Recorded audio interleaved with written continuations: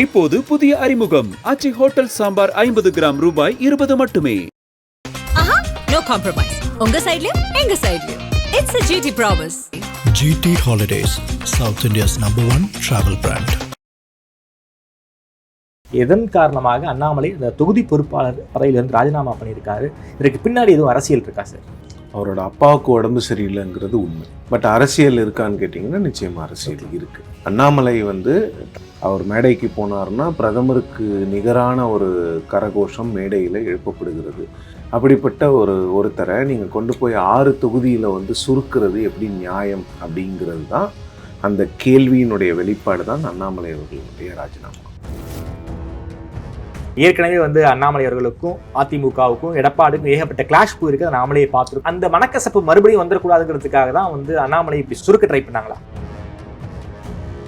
Settle ஆயிடுவான் sir DMK Congress கூட்டணி? குழு போட்டாங்கன்னா முடிஞ்சிருங்க. திமுக நாங்கள் குழு போடும்போது தான் போடுவோம், உங்களுக்காகலாம் குழு போட முடியாதுன்னு திமுக பிடிவாதமாக இருக்கிறாங்க. பட் பிரச்சனை வருங்கிறதுல திமுகவும் கொஞ்சம் யோசனையில் இருக்காங்க. என்ன சார் பிரச்சனை வரும்னு யோசிக்கிறேன்? நம்பர்ஸ், திமுக கொடுக்குற நம்பர்ஸை ஏற்றுக்கிறதுக்கு காங்கிரஸ் தயாராக இல்லை. சார் இந்த நம்பர்ஸ்க்காக கூட்டணி உடைக்கிற அளவுக்கு காங்கிரஸ் போவாங்களா?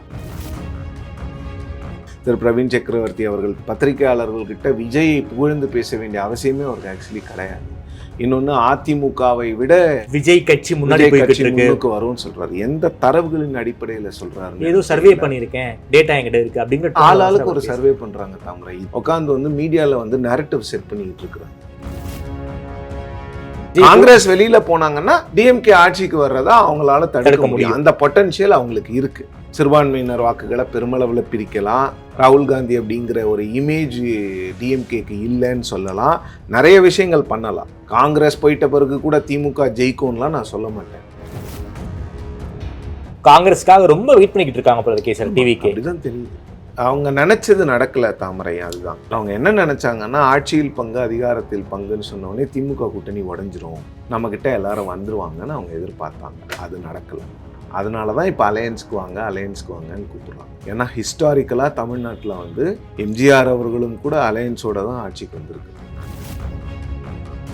டிவிக்கு 3ஆம் ஆண்டு விழா எப்படி பார்க்குறீங்க? என்னங்க பேசினாரு அந்த 17 நிமிஷ ஸ்பீச்சில்? என்ன இஷ்யூஸ் பேசினாங்க? ஒன்றுமே இல்லை சார். முதல் நாள் பட்ஜெட் ரிலீஸ் ஆகிருக்கு, அதை பற்றி கூட எந்த ஒரு பாயிண்ட் கூட அவர் பேசலை. அப்போ இஷ்யூஸே பேச மாட்டேன்னாருன்னா அப்போ எப்படி? ஓட்டு போடுறவங்களுக்கே தான் விஜய் பேசிகிட்டு இருக்கிறாரு. ஓட்டு போடலாமா வேணாமான்னு நினைக்கிறவங்களுக்கு விஜய் இன்னும் பேசவே இல்லை. என்ன சார் மைண்ட் செட்டில் இருக்காங்க? தேமுதிக எங்கே போக போகிறாங்க? டிஎம்கேவா இல்லை என்டிஏவா? தேமுதிகக்கு ஆஃபர் 2 இடத்துலையும் ஒன்று தான்.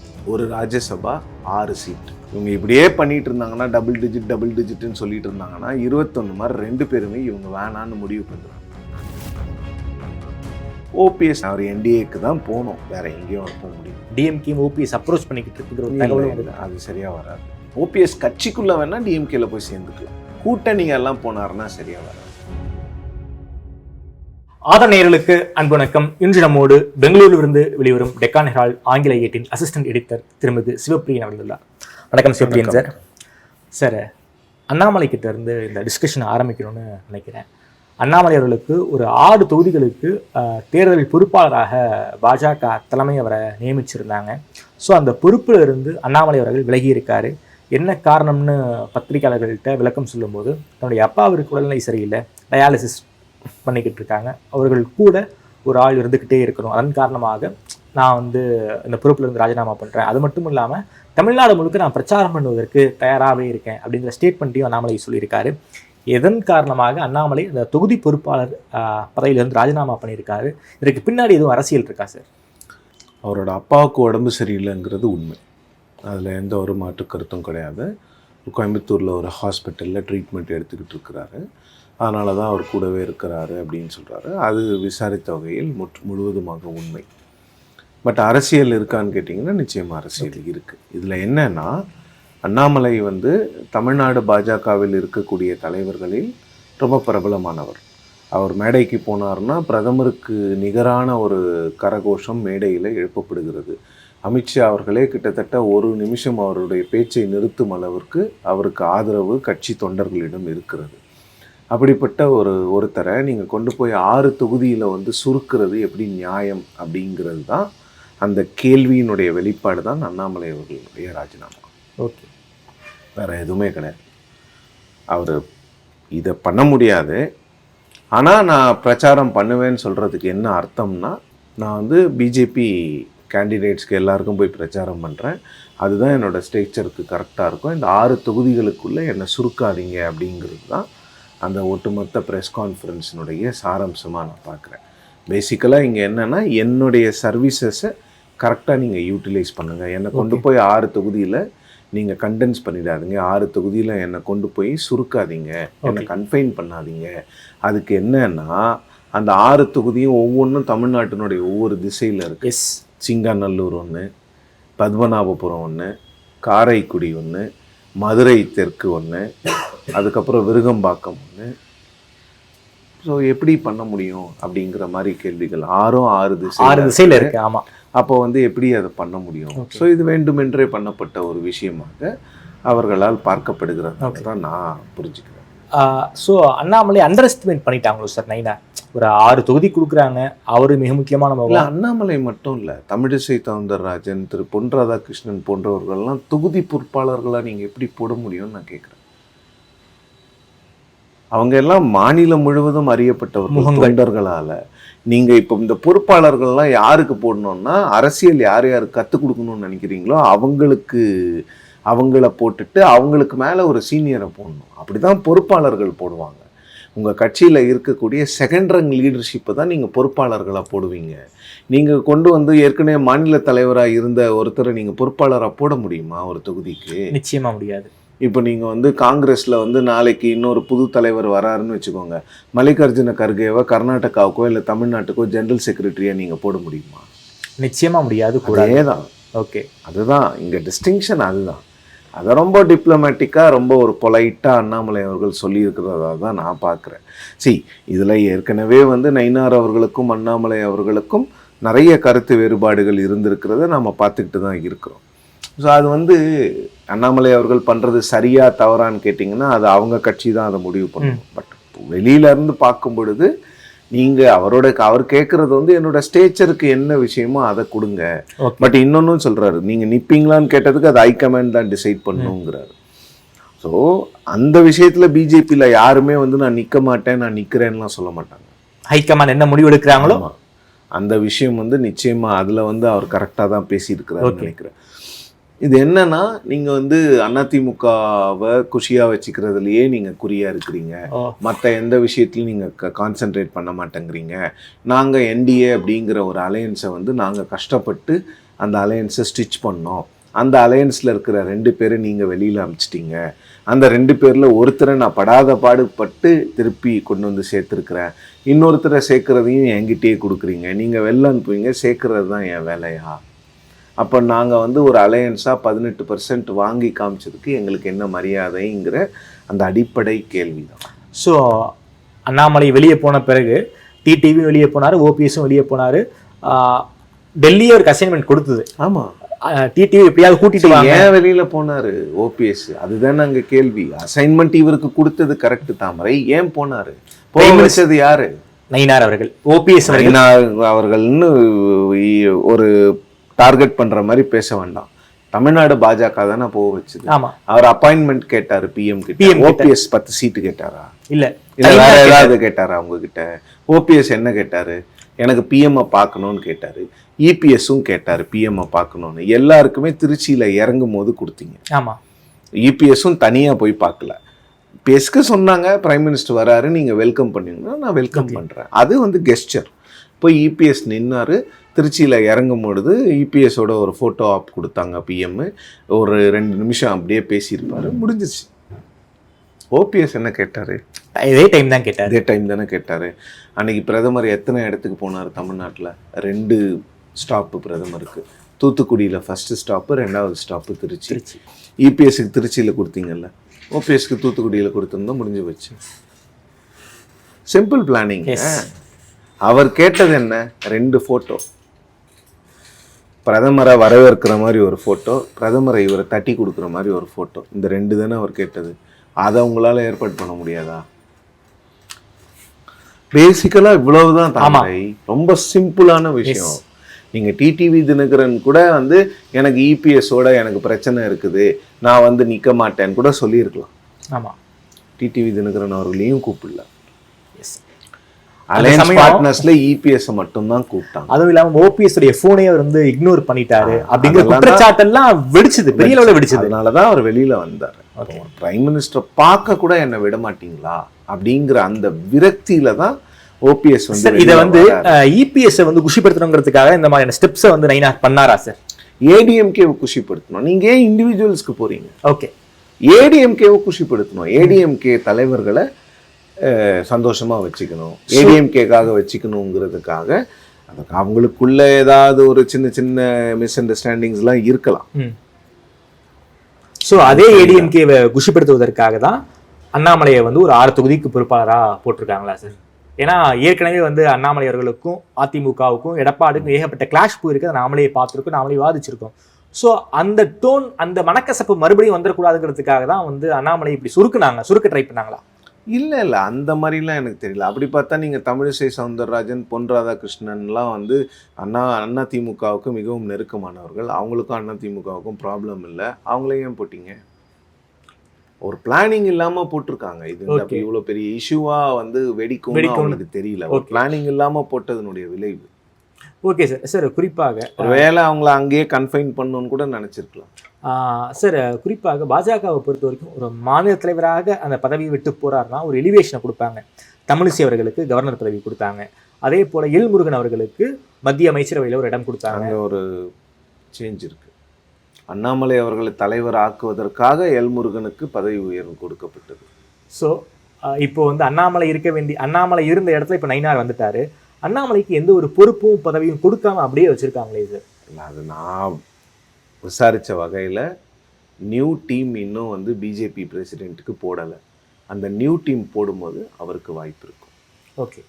ஏன்னா கடந்த ஏப்ரலில் தான் இவர் வந்து பதவியை விட்டு விலகிறாரு. அதன் பிறகு வந்து பெருமளவில் அவங்க புதுசாக ஜெனரல் செக்ரட்டரிஸ்லாம் பிஜேபி போடல. ஏன்னா ஜூன்லேயே அவங்க வந்து புது தலைவருக்கான தேர்தலை நடத்தணும்னு பார்த்தாங்க. ஜூலையில் ட்ரை பண்ணாங்க. திடீர்னு வைஸ் பிரசிடென்ட் எலெக்ஷன் வந்துருச்சு. அதுக்கப்புறம் நிறைய பீகார் எலெக்ஷன்லாம் வந்ததுனால அவங்க அதில் கான்சென்ட்ரேட் பண்ணாமல் இப்போ புது பிரசிடெண்ட்டை சூஸ் பண்ணியிருக்காங்க. அந்த பிரசிடென்ட் டீம் ஃபார்ம் பண்ணும்போது இவருக்கு வாய்ப்பு இருக்குங்கிறது தகவல். Okay sir. ஒரு மற்ற பாஜக தலைவர்களையும் அண்ணாமலையும் கம்பேர் பண்ணும்போது அவருக்கான அந்த பாப்புலாரிட்டி, ஒரு கரிஷ்மா, அண்ணாமலை பாஜக தொண்டர்கள்னு சொல்ல மாட்டேன், அண்ணாமலைக்குன்னு ஒரு தனிப்பட்ட ஃபேன் ஃபாலோவர்ஸ்லாம் இருக்காங்க. அதை வந்து அது இருக்கோ இல்லையோ அதை நான் வந்து ஒற்றுக்கொண்டு தான் சார் ஆகணும். ஸோ அண்ணாமலையால் பாஜகவை நோக்கி ஈர்க்கப்பட்டவர்கள் ஒரு பிரிவு இருக்காங்க. ஸோ இப்போ அண்ணாமலை இப்படிப்பட்ட முடிவு எடுத்தா அது எலெக்ஷன்ஸில் இல்லை, இது முடிவே இல்லை. அந்த 6 கான்ஸ்டிடுவன்சிக்கு நான் போக மாட்டேன். என்னை தமிழ்நாடு முழுவதும் என்னை பிரச்சாரம் பண்ண அலோவ் பண்ணுங்க, அது நான் பண்ணுவேங்கிறது மட்டும்தான் அவர் சொல்றாரு. தேர்தலில் கண்டெஸ்ட் பண்ண சொன்னா கண்டெஸ்ட் பண்ணுவார். கண்டெஸ்ட் பண்ணி ஆகணுங்க. அவர் பாஜக தொண்டர். அவர் பாஜகவில் இருக்கக்கூடிய ஒருவர். கட்சியை மீற முடியாதுல்ல, அது யாரா இருந்தாலும் சரி. கண்டெஸ்ட் பண்ண வாய்ப்பு இருக்கா சார்? லாஸ்ட் ஒரு இன்டர்வியூல நாம வந்து இல்லை, கண்டெஸ்ட் பண்ண வாய்ப்பு இருக்கான்னு கேட்டிங்கன்னா பர்சனலாக அவர் இன்ட்ரெஸ்ட் இருக்கான்னு தெரியல. ஏன்னா நான் எங்கேருந்து சொல்கிறேன்னா அவருடைய ஸ்டேட்மெண்ட்ஸ் எல்லாமே வந்து நான் கண்டெஸ்ட் பண்ணோன்னா இல்லை நான் வந்து கட்சியை நடத்தும் போது பாஜக வந்து ஒரு தனித்துவத்தோடு இருக்கணும்னு பேசுகிறவர், அதிமுக கூட்டணியில் இருக்கும் பொழுது நான் வந்து தலைவராக இருக்க மாட்டேன்னு சொன்னதெல்லாம் வச்சு பார்க்கும் பொழுது அவர் கண்டெஸ்ட் பண்ண அவருக்கு விருப்பம் இருக்காது. ஆனால் பாஜக தலைமை சொல்லலாம், நீங்கள்லாம் கண்டெஸ்ட் பண்ணாதான் ஒரு கிரெடிபிலிட்டி இந்த அலையன்ஸ்க்கு வரும். ஏன்னா டிடிவி தினகரன் கண்டெஸ்ட் பண்ண மாட்டேன்னு சொல்லிட்டாரு, அன்புமணி கண்டெஸ்ட் பண்ண மாட்டேன்னு சொல்லிட்டாரு. ஓகே. அப்போ யாருமே கண்டெஸ்ட் பண்ணலான்னா அப்போ இபிஎஸும் நயினாரும் மட்டும்தான் கண்டெஸ்ட் பண்ணுவாங்களா தலைவர்கள்ங்கிற ஒரு கேள்வி இருக்குல்ல. ஓகே. ஸோ அதனால் அண்ணாமலை போன்றவர்கள், தமிழிசை போன்றவர்கள், பொன் ராதாகிருஷ்ணன் போன்றவர்கள்லாம் கண்டெஸ்ட் பண்ணாதான் அலையன்ஸ்க்கு ஒரு கிரெடிபிலிட்டி வரும்னு அவங்க நினைக்கலாம். At the end of the day அது வந்து பார்ட்டி டிசிஷனுக்கு, அது எல்லாருமே பிஜேபியில் கட்டுப்படுவாங்கன்னு நினைக்கிறேன். பிஜேபின்னு இல்லை, எல்லா கட்சியிலுமே அது வந்து அந்த பார்ட்டி டிசிஷன் ஒன்று எடுத்துட்டாங்கன்னா அது கட்டுப்படுவாங்க. Okay sir. அப்படியே வந்து திமுக காங்கிரஸ்குள்ளார போகலாம் சார். என்னதான் சார் நடக்குது? கனிமொழி அவர்கள் வந்து டெல்லி போய் ராகுல் காந்தி அவர்களை பார்த்தாங்க. ஒரு 10 நிமிஷம் வரைக்கும் சந்தித்ததாக தகவல். இந்த ஒரு டைலமோலேயே இருக்குது, ஒரு ஸ்பெகுலேஷன் வந்துக்கிட்டே இருக்குது. செட்டில் ஆகிடுவான் சார் டிஎம்கே காங்கிரஸ் கூட்டணி? ஏன் வந்து ஒரு பேசு பொருளாக இருந்துக்கிட்டே இருக்குது? பேசு பொருளாக இருந்துக்கிட்டே இருக்குன்னா பேசு பொருளாக்கிக்கிட்டே இருக்கிறாங்க ரெண்டு கட்சியில் இருக்கிறவங்களும், அவ்வளோதான். அதுக்கு சிம்பிளான பதில் தான் அது. குழு போட்டாங்கன்னா முடிஞ்சிருங்க. திமுக நாங்கள் குழு போடும்போது தான் போடுவோம். அதுக்காகலாம் குழுவெல்லாம் வந்து சிம்பிளாகலாம் ஈஸியாக உங்களுக்காகலாம் குழு போட முடியாதுன்னு திமுக பிடிவாதமாக இருக்கிறாங்க. ஓகே, குழு போட்டால் உட்காந்து பேச போகிறாங்க. பட் பிரச்சனை வருங்கிறதுல திமுகவும் கொஞ்சம் யோசனையில் இருக்காங்க. என்ன சார் பிரச்சனை வரும்னு யோசிக்கிறாங்க? நம்பர்ஸ் தான். பிரச்சனை வரும். நம்பர்ஸ் வந்து திமுக கொடுக்குற நம்பர்ஸை ஏற்றுக்கிறதுக்கு காங்கிரஸ் தயாராக இல்லை. திமுக எவ்வளோ நம்பர்ஸ் கொடுப்பதற்கு தயாராக இருக்காங்க? 25 போன முறை கொடுத்தது, அதை விட கொடுத்தா 3 கொடுக்கலாம், ஒரு ராஜ்யசபா கொடுக்கலாங்கிறாங்க. இவங்க 35-36 சீட்டு கேட்குறாங்க. ஓகே, அங்கே தான் பிரச்சனை வரும். சார் இந்த நம்பர்ஸ்க்காக கூட்டணி உடைக்கிற அளவுக்கு காங்கிரஸ் போவாங்களா? இல்லை, போகமாட்டாங்கங்கிறது என்னுடைய கணிப்பு. பட் வந்து அரசியலில் என்ன நடக்கும் என்ன நடக்காதுன்னா நம்ம சொல்ல முடியாதுல்ல. அது வந்து அவங்களுடைய விருப்பம். ஓகே, போகிற மாதிரி எனக்கு தெரியல. எப்படியாவது வந்து அலையன்ஸு அகாமடேட் பண்ணியிருந்தா நினைக்கிறாங்க. எப்படியாவது வந்து இந்த அலையன்ஸை சரி பண்ணிடணும் அப்படிங்கிறது தான் 2 கட்சிக்குமான ஒரு எண்ணமாக இருக்கிறது. தமிழ்நாடு காங்கிரஸ்லேயும் நிறைய பேர் வந்து நிறைய முக்கிய தலைவர்கள்லாம் வந்து 30 சீட்டுக்கு மேலே கேட்காதீங்கலாம் சொல்லியிருக்கிறாங்க இன்டர்னல் டிஸ்கஷன்ஸில். ஓகே, ஆனால் இதெல்லாம் பெருசாக பேசுபொருள் ஆக மாட்டேங்குது. அவங்க அதிகமாக கேளுங்கன்னு ஒரு 4 பேர் சொன்னால் அதுதான் பேசுபொருள் ஆகுது. 30 சீட்டுக்கு மேலே கேட்காதீங்க, 30க்குள்ளே கேளுங்க, ஒரு ராஜ்யசபா வாங்கிக்கோங்க, 28 வாங்கிட்டு 22 ஜெயிக்க ட்ரை பண்ணுங்கன்னு உள்ளுக்குள்ளேயே 4-5 குரல்கள் வந்திருக்கு கடந்த ஞாயிற்றுக்கிழமை நடைபெற்ற ஒரு கூட்டத்தில். ஸோ அதனால் அந்த விஷயங்களும் அங்கே நடந்து கொண்டு இருக்கு. சார், ஆனாலும் கிரீஷோடங்கர் வந்து ஆட்சியில் பங்கு, அதிகாரத்தில் பங்கு, அதிக சீட்டு இப்படிங்கிற டோன்லேயே பேசிக்கிட்டு இருக்காரு. கிரீஷோடங்கர் கூட எங்களுக்கு பேச விருப்பம் இல்லை அப்படிங்கிற ஒரு ஸ்டாண்டை வந்து திமுக தலைமை எடுத்திருப்பதாகலாம் சில பல செய்திகள் வந்து. அந்த தகவல் எனக்கும் இருக்கிறது. அவங்க வந்து அவங்களுக்கு வந்து அந்த அப்ரோச் முதல்ல பிடிக்கல. எடுத்த உடனே போய் 70 சீட்டு கேட்குறது. இன்னொன்று, முதலமைச்சர்கிட்ட 70 சீட்டு கேட்கலாமா? அவர்கிட்ட மரியாதை நிமித்தமான சந்திப்புன்னு தானே சொன்னீங்க. எடுத்த உடனே போய் நீங்கள் 70 சீட்டு எப்படி கேட்கலாங்கிற மாதிரி எண்ணங்கள்லாம் திமுக கிட்ட இருக்குது. பட் இந்த அலையன்ஸ் வந்து கொஞ்சம் எனக்கு தெரிஞ்சு பிரச்சனைகள் வந்து அலையன்ஸை பிரேக் பண்ணுற அளவுக்கு இருக்கிற மாதிரி எனக்கு தெரியல. ஆனால் காங்கிரஸ் வந்து அந்த ஸ்பெக்குலேஷன்லாம் அவங்களே அலோவ் பண்ணுறாங்க. சரி, என்ஜாய் பண்ற மாதிரி இருக்கு. சரி, அதுவும் இல்லாம அலோவ் பண்ணிக்கிட்டே இருக்காங்க அந்த ஸ்பெகுலேஷனை. திரு பிரவீன் சக்கரவர்த்தி அவர்கள் பேசுறாரு. அவர் வந்து பத்திரிகையாளர்கள்கிட்ட விஜயை புகழ்ந்து பேச வேண்டிய அவசியமே அவருக்கு ஆக்சுவலி கிடையாது. இன்னொன்னு, அதிமுகவை விட விஜய் கட்சி முன்னுக்கு வரும்னு சொல்றாரு. எந்த தரவுகளின் அடிப்படையில சொல்றாரு? ஏதோ சர்வே பண்ணியிருக்கேன், டேட்டா என்கிட்ட இருக்கு அப்படிங்கிற டோன்ல தான் சார் அவர் பேசுறாரு. அப்போ விஜய் கட்சிக்கு 18% ஓட்டு, அதிமுகவுக்கு கம்மின்னா எவ்வளோ? அதை விட 1% கம்மின்னு வச்சுப்போம், 17%. அதிமுக கம்மின்னு தானே சொல்றாரு. 17%, 18 ஒரு 17 35, மீதி 75, மீதி 65% யார் வாங்குறா? கேள்வி இருக்குல்ல. யார் வாங்குறா 65%? நாம் தமிழர் சீமானுக்கு 15% கொடுங்க, 50% யாருக்கு? திமுக கூட்டணிக்கா? இதெல்லாம் தான் கேள்விகள். ஓகே, சரி, 18 ஒரு 25%, 30% இருக்குதுங்க விஜய்க்கு. அதிமுக விட அதிகமா வராருங்க அப்படின்னா 30% விஜய்க்கு, 29% அதிமுகவுக்கு, 60, 40% திமுகவுக்குன்னா அதுல ஒரு நியாயம் இருக்கு. ஓகே, 18% விஜய் வாங்குறாரு, அதிமுகவை விட விஜய் அதிகமா வாங்குறாருன்னா அதிமுக மேக்சிமம் 17 தானே இருக்க முடியும். 17, 18 கூட்டினீங்கன்னா 35 தானே வருது. எனக்கு என் கணக்கா கரெக்டா? 35ன்னா அப்புறம் 65 இருக்குது. அந்த 65 எங்க போகுது? ஏன் சார் பிரவீன் சக்கரவர்த்தி காங்கிரஸ்ல இருந்துகிட்டு ஒரு விஜய்க்கு பிஆர்ஓ மாதிரி பேசிக்கிட்டு இருக்காரு? அதான் தெரியலங்க. அது அவர்கிட்ட தான் கேட்கணும். அது தனிப்பட்ட நபர்களை பற்றி தனிப்பட்ட கருத்துக்கள்லாம் சொல்ல வேண்டிய அவசியம் இல்லைன்னு நினைக்கிறேன். அந்த கட்சி முடிவு எடுக்கணும். அவர் ஏன் பேசிக்கிட்டே இருக்கிறாரு? அவர் மேலே வந்து செல்வ பெருந்தகை வெளிப்படையாக சொல்கிறாரு, நான் கம்ப்ளைண்ட் கொடுத்துட்டு வந்திருக்கேன் காங்கிரஸ் பிரசிடென்ட் கிட்டேன்னு சொல்கிறாரு. மீண்டும் மீண்டும் அவர் பேசிக்கொண்டே தான் இருக்கிறார். இன்னைக்கு கூட ஒரு இன்டர்வியூ கொடுத்துருக்காரு. அதை தான் சொல்கிறேன். தான் நான் இப்போ பேசினேன். ஒரு பர்சன்டேஜ் அவர் கொடுக்கும்போது அப்போ அதிமுகவுக்கு எவ்வளோ? அது அதிமுக விட கம்மியாக வாங்குதுங்கிறாரு. அதாவது அப்போ அப்படி உண்மையிலே திரு பிரவீன் சக்கரவர்த்தி அவர்கள்கிட்ட அந்த சர்வே இருந்தால் அந்த சர்வே அவர் ரிலீஸ் பண்ணும். எவ்வளோ சாம்பிள் சைஸு என்னங்கிறதா. இப்போ இந்த சர்வேஸே எல்லாரும் ஆளுக்கு ஒரு சர்வே பண்ணுறாங்க தாமரை. இது என்னென்ன புரிஞ்சிக்க முடியல. எல்லாருமே வந்து உட்காந்து வந்து மீடியாவில் வந்து நேரட்டிவ் செட் பண்ணிக்கிட்டு இருக்கிறாங்க. கிரவுண்டுக்கே போகிறாங்களான்னே சந்தேகம் வருது. நிறைய பேர் வந்து நேரட்டிவ் தான் செட் பண்ணிக்கிட்டு இருக்கிறாங்க. சர்வே எல்லாரும் சர்வே எடுக்கிறேங்கிறாங்க. எவ்வளோ சர்வே தான் எடுக்க முடியும்? என்ன சாம்பிள் சைஸ் உங்கள் சர்வேஸ்க்கு, எத்தனை கொஷின் கேட்குறீங்க, என்ன மாதிரி கேள்விகள் கேட்குறீங்க, உங்களுடைய மெத்தடாலஜி என்ன, எதுவுமே கேள்வி கிடையாது. சரி, இன்னொன்று, கட்சிக்குள்ள பேச முடியாத விஷயங்களை ஒரு சில தலைவர்கள் கட்சிக்கு வெளியில் மீடியா கிட்ட பேசுகிற மாதிரி தான் நான் இதை எடுத்துக்கிறேன். ஓகே, என்ன அதாவது திமுக காங்கிரஸ் கூட்டணி உடையணுங்கிற மைண்ட் செட்டில் அவங்களாம் இருக்காங்களா சார்? இருக்கலாங்க. ஏன்னா கூட்டணி இப்போதான் வந்து கனிமொழியர்கள் வந்து ராகுல் காந்தியை பார்த்து பேசிட்டு வந்திருக்காங்க. கூட்டணி உறுதிங்கிற டோன்ல தான் அவங்களும் பேசியிருக்காங்க. கூட்டணி இல்லைங்கிற இடத்துக்கு அவங்க வந்துட்டாங்கன்னா காங்கிரஸ் வந்து சீக்கிரம் டிசிஷன் எடுக்கணும்.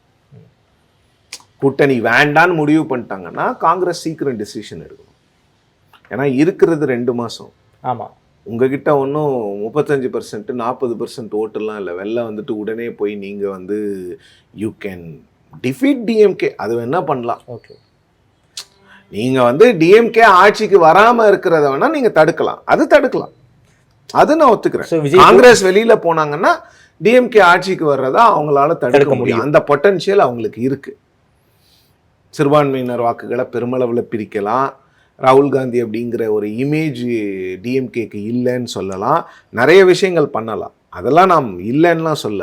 காங்கிரஸ் போயிட்ட பிறகு கூட திமுக ஜெயிக்கும்லாம் நான் சொல்ல மாட்டேன். அந்த மாதிரி சொல்ல வேண்டிய அவசியமும் யாருக்கும் கிடையாது. ஆனால் காங்கிரஸ் வந்து முடிவு எடுக்கணும். இல்லை ஏன் சார் இந்த ஸ்பெகுலேஷன்ஸ் உருவாக்கிக்கிட்டே இருக்காங்க? ஸ்பெகுலேஷன் உருவாக்குறதுக்கு திமுகவும் ஒரு வகையில் காரணமாக இருக்குது. அந்த கமிட்டியை அமைக்கவே மாட்டேங்கிறாங்க. அது அவங்க கட்சிக்குள்ள இது இதை வந்து நாம் இவ்வளோ டிஸ்கஸ் பண்ண வேண்டிய அவசியமே இல்லை. அந்த நம்பர்ஸ் ஃபைனலைஸ் ஆயிடுச்சுன்னா உட்காந்து பேச போகிறாங்க, அவ்வளோதான். அதாவது காங்கிரஸ் கேட்குற நம்பர். ஆனால் காங்கிரஸ் வந்து இந்த ஸ்பெகுலேஷனை வந்து என்ஜாய் பண்ணுறாங்க. ஓகே, ஒரு டாக் ஆஃப் தி டவுனாக இருக்கிறத சந்தோஷமாக அதை வந்து விரும்புகிறாங்க ஒரு சில காங்கிரஸ் தலைவர்கள். திமுகவில் இருக்கிறவங்களும் அதை வந்து ஜாலியாக என்ஜாய் பண்ணுறாங்க. ஓகே, இதில் வந்து டிவிகே வந்து இதில் வந்து சூப்பராக குளிர்காயிறாங்க. அவங்க வந்து காங்கிரஸ் இங்கே கூட வந்துடும், காங்கிரஸ்க்காக ரொம்ப வெயிட் பண்ணிக்கிட்டு இருக்காங்க போல இருக்கே சார் டிவிகே. அப்படிதான் தெரியுது. அவங்களுக்கு வந்து அந்த அலையன்ஸ் பார்ட்னர்ஸ் அவங்க நினைச்சது நடக்கல தாமரை. அதுதான் என்ன சார் நினைச்சாங்க, என்ன நடக்கல? அவங்க என்ன நினைச்சாங்கன்னா ஆட்சியில் பங்கு அதிகாரத்தில் பங்குன்னு சொன்ன உடனே திமுக கூட்டணி உடஞ்சிரும், நம்ம கிட்ட எல்லாரும் வந்துருவாங்கன்னு அவங்க எதிர்பார்த்தாங்க. அது நடக்கல. ஓகே, அதனாலதான் இப்போ அலையன்ஸ்க்கு வாங்கன்னு கூப்பிடுறாங்க. ஏன்னா ஹிஸ்டாரிக்கலாக தமிழ்நாட்டில் வந்து எம்ஜிஆர் அவர்களும் கூட அலையன்ஸோட தான் ஆட்சிக்கு வந்திருக்கிறார். சார் இப்போ வரைக்கும் காங்கிரஸ்க்காக டிவிகே வெயிட் பண்ணுற மாதிரி தெரியுது சார். கூட்டணி அளவுக்கு சீல் ஆயிடுச்சு, டிஎம்கே கூட்டணி சீல் ஆயிடுச்சு. தொகுதி பேச்சுவார்த்தையில் தான் சில இடங்கள்ல தான் சில பல பிரச்சனை இருக்குன்னு தெரியுது. அந்த இடத்துக்காக கூட்டணி விட்டு வெளியே வருவாங்களாங்கிறதும் ஒரு $1 மில்லியன் கேள்வியா இருக்கு. அவங்க தான் பதில் சொல்லணும், அதுக்கு நம்ம பதில் சொல்லி. ஆனாலும் காங்கிரஸ் வான்னு கூப்பிட்டுக்கிட்டே இருக்காங்க. அவங்களுக்கு வேற வழி இல்லைல்ல. ராகுல் காந்தியை விட விஜய் பெரிய ஸ்டார், இருந்தாலும் ராகுல் காந்திக்காக டிவிகே வெயிட் பண்றாங்க போல இருக்கே சார். அலையன்ஸ் வேணும்ல, அலையன்ஸ் ஒரு மொமெண்டம் வேணும்ல. ஓகே, விஜயால மட்டும் அந்த மொமெண்டத்தை கிரியேட் பண்ண முடியாதுன்னு அவங்க நினைக்கிறாங்க. அதனுடைய வெளிப்பாடு தான். இல்லைன்னா அவங்க அதை பற்றி பேச வேண்டிய அவசியமே இல்லை. நீங்கள் வந்துருங்கன்னு பேச வேண்டிய அவசியம் இல்லைல்ல சார். அப்படி ஒரு கூட்டணி உருவானாலும் என்ன சார் மாற்றத்தை ஏற்படுத்த முடியும்? இல்லை, அது என்ன ஃபைன் டீட்டெயில்ஸ்ன்னு நம்ம பார்க்கணும். ஓகே, இல்லாமல் அதை பற்றி பேசுகிறதுல எந்த காங்கிரஸ் வருவாங்களான்னு முதல்ல பார்க்கணும். என்னுடைய அனுமானம் என்னன்னா காங்கிரஸ் வர்றதுக்கான வாய்ப்புகளை நான் பெருசாக பார்க்கல. ஏன்னா இங்கே என்ன சீட் டிஃப்ரென்ஸ் இருந்தாலும் இன்றைக்கி நாடாளுமன்றத்தில் இருக்கக்கூடிய பிரச்சனைகளை எல்லாம் வச்சு பார்க்கும்போது பாஜகவை எதிர்ப்பதுக்கு வந்து திமுக ரொம்ப அவசியம். அவங்களுக்கு திமுக தேவையோ இல்லையோ, திமுக அவங்களுடைய 30 எம்பிக்கள் அவங்களுக்கு தேவை. ஸோ இன்றைக்கி கூட இதெல்லாம் பேசிகிட்டு இருக்க நேரத்தில் முதலமைச்சர் வந்து ராகுல் காந்திக்கு ஆதரவாக ஒரு ட்வீட் போட தான் போட்டிருக்காரு. அதுக்கு ரியாக்ட் பண்ண கூட இல்லை அவர். இல்லை, ராகுல் காந்தி ரியாக்ட் பண்ணல. அது காங்கிரஸில் கேட்கும்போது அதுக்கு என்னங்க ரியாக்ட் பண்ணுறது, தேங்க்யூலாம் சொல்ல முடியுமான்னு கேட்குறாங்க. சரி, இல்லை அதுலேயும் ஒரு நியாயம் இருக்கு. அவர் வந்து ஒரு ஸ்டேட்மெண்ட்டாக போட்டிருக்காருங்க, அதுக்கு உட்காந்து சிறுபிள்ளைத்தனமாக தேங்க்யூலாம் போட்டுட்டு இருக்க முடியாது. ஒரு வேலை ரியாக்ட் பண்ணலாம், வேற ஏதாவது ஒரு இஷ்யூவை எடுத்து. இல்லை, அது வேற மாதிரி ஒரு ஃபோன் காலாக இருக்கலாம். ஓகே, அது போன்ற விஷயங்கள் தான். இது ரொம்ப டிஸ்கஸ் பண்ணுறதுனால இது காங்கிரஸ், நான் தான் சொல்கிறேன்ல, காங்கிரஸே வந்து இதை வந்து என்கரேஜ் பண்ணுறாங்க, என்கரேஜும் பண்ணுறாங்க, என்ஜாயும் பண்ணுறாங்க. ஓகே, அவங்களுக்கு என்னன்னா ஓகே இது ஒரு ப்ரெஷர் டாக்டிக்ஸாக டிஎம்கே மேலே நம்ம யூஸ் பண்ணலாங்கிற மாதிரி அவங்க நினச்சிக்கிட்டு இருக்காங்க. டிஎம்கேக்கு வேறு வழி இல்லை. அதில் இன்னொன்றும் இருக்குது, டிஎம்கேக்கும் காங்கிரஸ் ரொம்ப முக்கியம். ஆமாம், காங்கிரஸ் வெளில போயிடுச்சுன்னா பிரச்சனை. அது உண்மைதான், அதை உடச்சி பேசணும். இல்லை காங்கிரஸ் போனால் கூட திமுகவுக்கு ஒன்றும் பிரச்சனை இல்லைன்னு டிஎம்கே ஐடி விங்கில் இருக்கிறவங்க வேணால் பேசலாம், நாம பேச முடியாது. Okay sir. டிவிக்கு 3ஆம் ஆண்டு விழா எப்படி பார்க்குறீங்க? இப்போ வரைக்கும் வந்து ஒரு ஸ்கூல் ஆனுவல் டே ஃபங்க்ஷன் மாதிரி தான் கட்சி நிகழ்ச்சியில அவங்க பண்ணிக்கிட்டு இருக்காங்க, குற்றச்சாட்டையும் வைக்கிறாங்க. அளவுக்கு நாம அப்படியெல்லாம் பேச வேண்டிய அவசியம் இல்லை. ஃபர்ஸ்ட் 1 இயர் தாவேகா வந்து சரியான பாதையில் போனாங்கன்னு நான் சொல்லுவேன். இந்த செகண்ட் இயரில் தான் சர்க்கிள்கள் நிறைய இருக்குது. முதல் வருஷத்தில் அந்த ஸ்டேட்மெண்ட்லேருந்து, விஜயோட மாநாட்டிலேருந்து, இந்த அம்பேத்கர் ஃபங்க்ஷன்லேருந்து எல்லாமே ஓரளவுக்கு சரியாக இருந்தது. விஜய் பேசும்போது உடனே 1 வாரம் 10 நாள்லாம் அது டிபேட் ஆகிருந்துச்சு. ஆமாம், இப்போ அந்த மாதிரி ஆகிறதில்ல. திங்கக்கிழமை தான் பேசினார், நேற்றே டிபேட் டாபிக் மாறிடுச்சு. இப்போ ஒரு நாள் தான் டிபேட் பண்ணுறாங்க. ஏன்னா டிபேட் பண்ணுற அளவுக்கு அந்த ஸ்பீச்சஸில் ஸ்டஃப் இல்லை. ஓகே, முந்தா நேற்று என்னங்க பேசினார் அவர் பேசுனதோட சாராம்சம் என்னென்னா, நான் பிரச்சாரம் பண்ணுறதுக்கெலாம் எனக்கு ஒன்றும் பெரிய ஐடியா இல்லை, எனக்காக வந்து வீட்டில் இருக்கும் ஒவ்வொரு விஜயும் பிரச்சாரம் பண்ணுவாங்கன்னு மாதிரி தான் சொல்ல வராங்க. அப்படி தான் நான் புரிஞ்சுக்கிறேன். இன்னொன்று, அந்த 17 நிமிஷ ஸ்பீச்சில் இஷ்யூஸை பற்றி பேசல. அவர் எம்ஜிஆரோட அவரை கம்பேர் பண்ணிக்கிறாரு. நிறைய பேருக்கு அதில் மாறுபட்ட கருத்து இருக்குது, அதுக்குள்ளே நான் போகல, அது அவருடைய விருப்பம். அடிப்படை கேள்வி என்னன்னா, என்ன இஷ்யூஸ் பேசுனீங்க இன்னைக்கு? ஒன்றுமே இல்லை சார். பேச வேண்டியது அவ்வளோ இஷ்யூ இருக்குது. முதல் நாள் பட்ஜெட் ரிலீஸ் ஆகிருக்கு, அதை பற்றி கூட எந்த ஒரு பாயிண்ட் கூட அவர் பேசலை. அப்போ இஷ்யூஸே பேச மாட்டேன்னாருன்னா அப்போது எப்படி வந்து ஓட்டு போடணும்னு நினைக்கிறவங்க எப்படி ஓட்டு போடுவாங்க? நான் திரும்ப திரும்ப சொல்கிறேன், ஓட்டு போடுறவங்களுக்கே தான் விஜய் பேசிகிட்டு இருக்கிறாரு. ஓட்டு போடலாமா வேணாமான்னு நினைக்கிறவங்களுக்கு விஜய் இன்னும் பேசவே இல்லை. சார், திமுகவுக்கு எதிராக அவ்வளவு இஷ்யூஸ் இருக்குது சார், அதையெல்லாம் பேசியிருக்கணும். பத்திரிகைகள் அதிகமாக பேசுகிறது. இன்னைக்கு எதிர்கட்சிகளை விட பத்திரிகைகள் தான் அதிகமாக பேசுகிறது. விஜய் பேச மாட்டேங்கிறாரு. யாருமே பேச மாட்டேங்கிறாங்க. விஜயும் பேச மாட்டேங்கிறாரு. ஏடிஎம்கேயும் பேச மாட்டேங்கிறாங்க. தினமும் இந்த பீகார் குடும்பத்தினுடைய கொலை நடந்தது, அந்த குடும்பத்தை போய் எந்த எதிர்கட்சி பார்த்தாங்க சொல்லுங்க? நீங்க பார்க்க வேணாமா? பொழப்பு தேடி வந்திருக்கிறாங்க, அவங்களுக்கு நடந்ததை பார்த்தீங்களான்னு கேட்குறது குடும்பம் அவங்களால முடியாது. ஒரு தலைவரை அனுப்ப மாட்டீங்களா? என்னங்க அது? எவ்வளவு கொலைகள் நடக்கிறது, எவ்வளவு விஷயங்கள் இந்த அரசுக்கு எதிராக இருக்கிறது. ஒரு இஷ்யூ யாரும் எடுக்க மாட்டேங்கிறீங்க, ஆனால் மீடியாவை மட்டும் ப்ளேம் பண்ணுறாங்க. ஷூட்டிங் த மெசஞ்சர். எதிர்கட்சிகள் தங்களுடைய வேலையே செய்ய மாட்டேங்கிறாங்க தமிழ்நாட்டில். எந்த எதிர்கட்சியும் செய்கிறதில்ல. பீகார் குடும்பம் அதுதாங்க, மெட்ராஸில் தானேங்க அந்த குடும்பம் இருந்தது. அந்த குடும்பத்துக்கு வந்து ஊருக்கு போகிறதுக்கு காசு இல்லாமல் பத்திரிகைகளில் செய்தி வந்தது. நான் எதிர்கட்சியாக இருந்திருந்தேன்னா நான் போய் முதல்ல கொடுத்துருப்பேன். அரசாங்கம் அந்த பணத்தை கொடுக்கறதுக்கு நான் விட்டே இருக்க மாட்டேன். திமுக எதிர்கட்சியாக இருந்தால் இந்த விஷயத்தை கரெக்டாக பண்ணியிருப்பாங்க. இப்போது அரசாங்கம் வந்து அவங்களுக்கு தலையிட்டு அவங்களுக்கு ஃப்ளைட் டிக்கெட்ஸோ ட்ரெயின் டிக்கெட்ஸோ எல்லாத்தையும் போட்டு அந்த பாடிஸை ஊருக்கு அமைச்சிருக்காங்க. அதை எதிர்கட்சி செஞ்சுருக்கணும். ஒவ்வொரு இஷ்யூஸும் வருது உங்கள் கையில், கொண்டு வந்து மக்களும் மீடியாவும் வந்து தாம்பூலத்தட்டில் கொண்டு வந்து உங்ககிட்ட கொடுக்குறாங்க. நீங்கள் எதையுமே டச் பண்ண மாட்டேங்கிறீங்க. அப்புறம் எவ்வளோ போன வாரம் நடந்த இஷ்யூஸ் எல்லாம் சொல்கிறேன் நான், எதுவுமே பண்ண மாட்டேங்கிறீங்க. அந்த வடமாநில இளைஞர் ஒருவர் தாக்கப்பட்டார்ல, அந்த தம்பி வந்து ஜிஹெச்சில் தான் இருந்தாப்புல. யார் போய் அந்த தம்பியை ஜிஹெச்சில் பார்த்தாங்க? எந்த எதிர்கட்சி தலைவர் போய் பார்த்தாங்க? எந்த எதிர்கட்சியினுடைய ஃபங்க்ஷனரிஸ் போய் அவரை பார்த்தாங்க? யாருமே பார்க்கல. ஏன் பார்க்கல? இஷ்யூஸ் ஏகப்பட்டது இருக்கு. போக மாட்டேங்கிறீங்க, பேச மாட்டேங்கிறீங்க. உங்க யாருக்குமே எதிர்கட்சியா செயல்படவே தெரியல. ஓகே, இஷ்யூஸ் இவ்வளோ இருக்குங்க. ஒரு ட்வீட்டை போட்டு எல்லாரும் சாவகாசமா இருக்கிறாங்க. ஒரு ட்வீட் அவ்வளோதான், இல்லை ஒரு மீடியா பைட்டு, இவ்வளோதான் எதிர்கட்சிகள் பண்ணுறாங்க. சார், தேர்தல் கிளம் ரொம்ப சூடு பிடிச்சிருச்சு. ஆனாலும் சில கட்சிகள் எந்த ஒரு முடிவும் எடுக்காமல் இருக்காங்க. ஃபார் எக்ஸாம்பிள் ஓபிஎஸ், தேமுதிக. என்ன சார் மைண்ட் செட்டில் இருக்காங்க? தேமுதிக எங்கே போகிறாங்க? டிஎம்கேவா இல்லை என்டிஏவா? தேமுதிகக்கு வந்து ஆஃபர் 2 இடத்துலையும் ஒன்று தான். என்ன சார் ஆஃபர்? ஒரு ராஜ்யசபா 6 சீட். ஓ, 6+1. டிஎம்கேல இது ஆஃபர். ஓகே. ஏடிஎம்கேலையும் இவ்வளோ தான் நான் கேள்விப்படுறேன். ஓகேனா 1-2 கூட இருக்கலாம். ஓகே.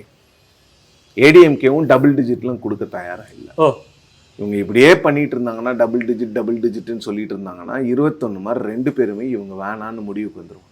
ஓ, ராஜ்யசபா கொடுக்கறதுக்கு 2 கட்சியுமே தயார்.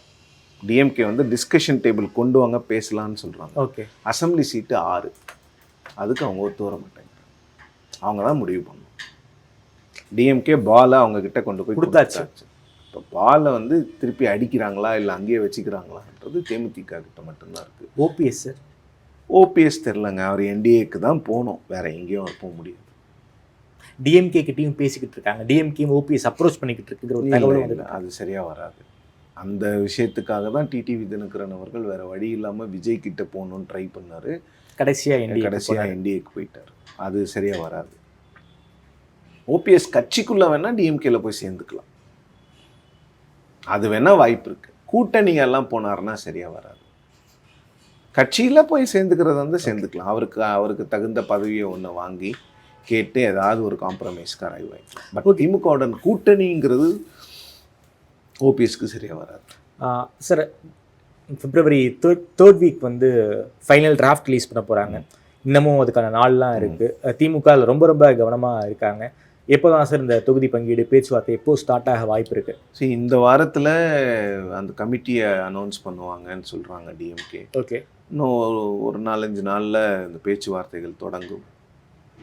ஒரு மாதத்தில் எல்லாத்தையும் முடிச்சிடும். அதாவது திமுக மாநாட்டுக்கு முன்னாடி இந்த கூட்டணி பேச்சுவார்த்தையை முடிச்சிருவாங்களா? இல்லை, போன முறை அப்படி தான் பண்ணாங்க. போன முறை பிளான் பண்ணி ஒரு யூனிட்டி காமிக்கணும். திமுக மாநாடு, ஆமாம், அலையன்ஸ் லீடர்ஸ் யாரும் கிடையாது, பட் கூட்டணி முடிச்சிட்டேன் பாருங்க அப்படிங்கிற மாதிரி ஒரு தைரியத்தோடு தான் முதலமைச்சர் போய் அதை பேசினார்.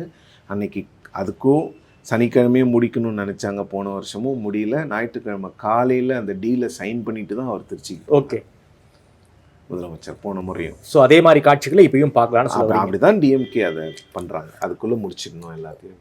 காங்கிரஸ் தாண்டி மற்ற கூட்டணி கட்சிகளும் டபுள் டிஜிட்டில் கேட்குறாங்களே சார்? இல்லை, அதெல்லாம் உட்காந்து சார்ட் அவுட் பண்ணுவாங்க. ஓகே, எல்லாம் காங்கிரஸ் கேட்குற மாதிரி எல்லாரும் கேட்குதுன்னு கேட்பாங்க. இல்லை, காங்கிரஸ்லேயே ஒரு சில குரல்கள் இருக்கிறது, விசிகேக்கு அதிகமாக கொடுக்கணுங்க. காங்கிரஸ்குள்ளேயேவா? ஆமாம், காங்கிரஸ்குள்ளேயே இருக்குது. அவங்க எவ்வளோ உழைக்கிறாங்க, எவ்வளோ தொண்டர்கள் இருக்காங்க. திமுகவுக்காக அப்படியே முழு வீச்சில் அவங்க உழைக்கிறாங்க இந்த கூட்டணிக்காக. காங்கிரஸ் கட்சி வேட்பாளர்கள்லாம் அப்படியே தாங்குறாங்க விடுதலை சிறுத்தைகள் தொண்டர்கள். ஒரு மாநாடை வந்து திருமாவளவன் வந்து திருச்சியில் நடத்தும் போது மக்கள் வந்து சாரையாக வராங்க. 10 லட்சம் பேரை வந்து அவரால் திரட்ட முடியுது. ஒரு பைசா கொடுக்க, எஸ், ஆமாம், ஒரு பைசா திரட்ட முடியுது. மக்கள் அப்படியே சாரையா வராங்க, குடும்பமாக வராங்க, சோறு கட்டி கொண்டு வராங்க. அப்போ இதெல்லாம் டிஎம்கே வந்து அக்னாலேஜ் பண்ணும். காங்கிரஸ் நாங்கள் முன் வரணுங்க, எங்ககிட்டேருந்து ஒரு சீட்டு வேணால் நீங்கள் வாங்கிக்கோங்கன்னு சொன்ன பாராளுமன்றத்தில் சொன்னார் எனக்கு ஒரு காங்கிரஸ் தலைவர். ஓகே, எங்ககிட்டேருந்து ஒன்று எடுத்து கூட கொடுக்கலாங்க அவங்களுக்கு. அந்த அளவுக்கு கட்சியை வளர்க்குறாங்க அவங்க, அந்த அளவுக்கு இந்த கூட்டணிக்கு வந்து பாடுபடுறாங்க. விசிகே லெஃப்ட்டுக்கு அதே நம்பர்ஸ் கொடுப்பாங்க போல, ஏன்னா ஸ்ட்ரைக் ரேட் கம்மியாக இருக்குது. சரி, அதனால் பட் விசிகேக்கும் காங்கிரஸுக்கும் ஸ்ட்ரைக் ரேட் நல்லா இருக்கிறதுனால போனஸ் 2-3 சீட்டு கொடுக்கறதுக்கான வாய்ப்புகள் இருக்கிறது. ஓகே சார், ரொம்ப நன்றி சிவப்பிரியன் சார். தமிழ்நாடு அரசியல் தொடர்பான பல்வேறு கேள்விகளுக்கு ரொம்ப அறிவாக பதில் சொல்லியிருக்கீங்க. எனக்கு கொடுத்து பேசினதுக்கு நன்றி சார். நன்றி தாமரை.